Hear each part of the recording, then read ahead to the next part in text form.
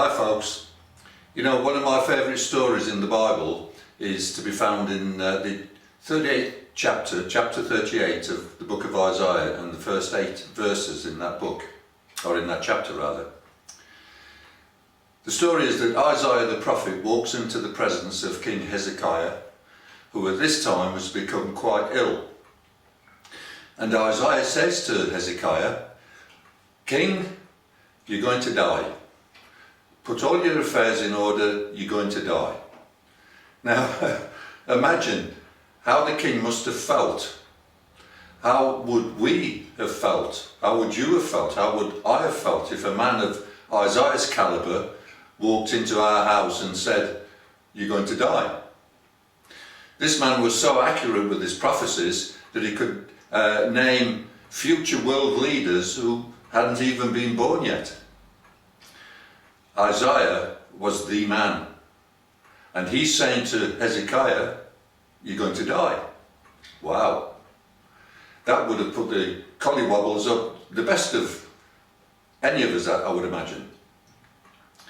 Now, herein lies something very important, and it's pretty vital that we all understand the lesson from this story, because it just might change the course of our lives if we can just grasp it. Had Hezekiah resigned himself to his fate and the words of Isaiah, he may very well have been dead within hours or days. If he had just resigned, he would have signed his own death warrant. But Hezekiah didn't resign. He didn't resign himself to his fate and to the words of Isaiah. The Bible tells us that he turned his face to the wall and he prayed. He cried out, "Oh God, I want to live." And before Isaiah had gone 100 yards possibly, God spoke to him again and said, "Go back to Hezekiah.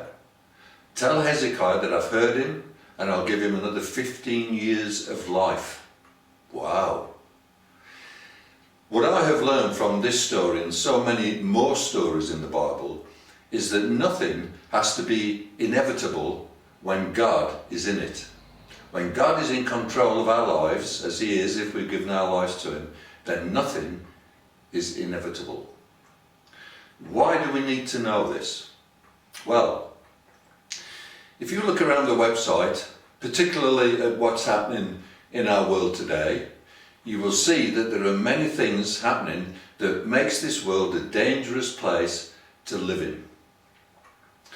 Also, you will see what is happening by this coalition government in the United Kingdom that threatens the church, threatens its leadership, all Christian parents, and particularly Christian ministers. I refer, of course, to the same-sex marriage proposals which this coalition government intends to bring in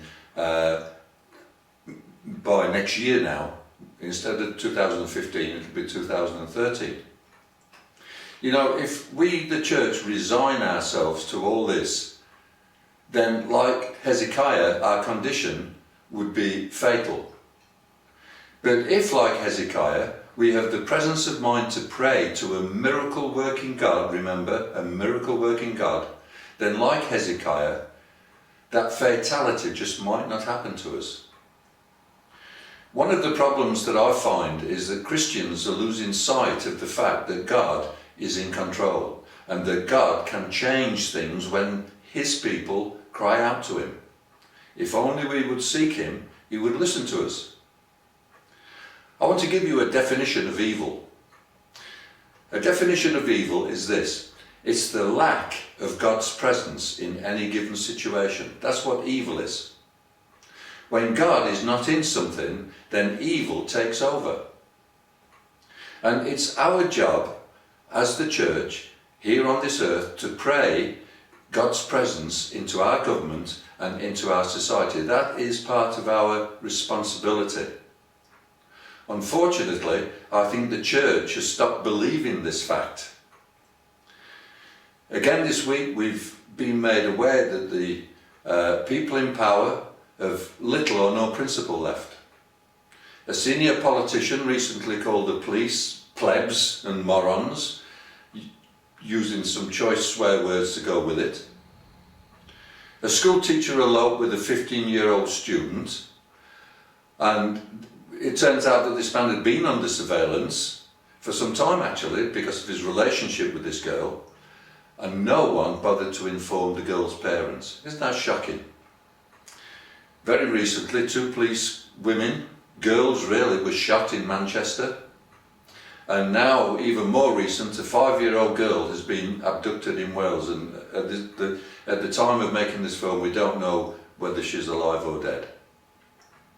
You know folks, all this is becoming commonplace in today's society, and this week's tragedy will soon be replaced by yet another tragedy, or another series of tragedies.